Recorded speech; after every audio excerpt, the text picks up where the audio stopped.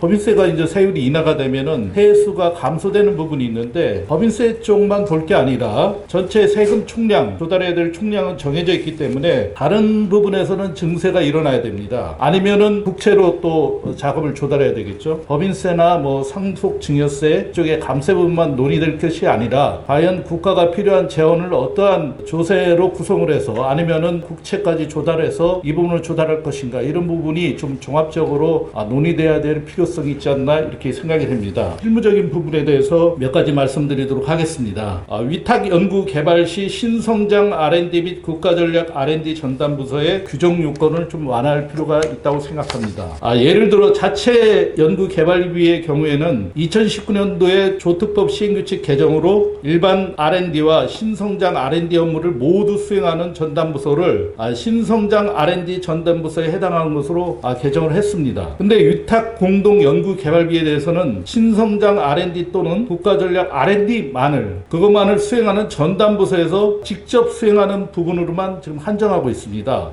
그렇기 때문에 신성장 R&D 또는 국가전략 R&D를 외부에서 위탁하는 경우에는 상대적으로 불이익을 받고 있습니다. 그래서 수탁기관이 일부 R&D 업무를 수행하더라도 위탁 공동 연구 개발비가 신성장 R&D 및 국가전략 기술 R&D 비용에 해당된다면은 세액공제가 적용될 수 있도록 개정할 필요가 있다고 생각합니다. 다음은 이제 수입 배당금 입금 불산입 규정을 배제하는 주식 보유 기간 관련해서 좀 개선할 필요가 있다고 생각됩니다. 지금 수입 배당금 입금 불산입 규정은 법인 간 이중과세를 조정하는 주요 수단임에도 불구하고 뚜렷한 이유 없이 현행 법인세법 시행령에서는 배당 기준일 전 3개월 이내에 취득한 주식에 대해서는 수입 배당금 입금 불산입의 적용을 배제하고 있습니다. 배당금 입금 불산입과 배당락 효과 주식 처분 손실에 이중공제를 제한하기 위해서는 현재와 같이 배당 기준일 직전 3개월 이내에 취득한 주식을 입금 불산입하기보다는 배당 기준일 직전 1개월 이내에 취득해서 배당 기준일 이후 2개월 이내 배당락 효과가 유지되는 한 2개월 정도 유지된다고 봤을 때 그때 기간에 양도된 주식에 대해서 입금 불산입을 배제하는 것이 합리적일 것이라고 생각합니다. 그 다음에 상속세 및 증여세제 정상화 방안에 관련해서는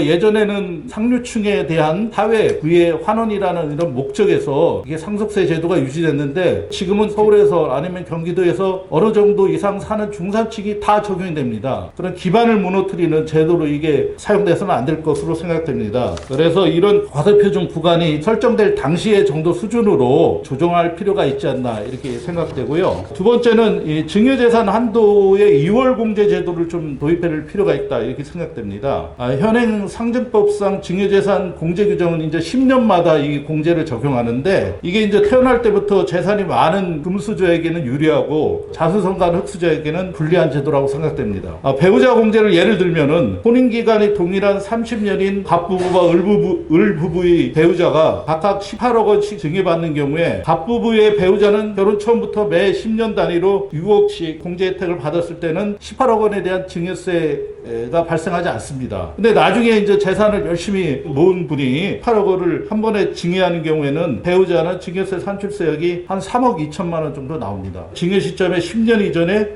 미공제된 증여재산 공제 금액이 있는 경우에는 그 미공제 금액을 누적해서 공제받을 수 있는 것으로 좀 개정할 필요가 있지 않나 생각이 됩니다. 이상입니다. 감사합니다.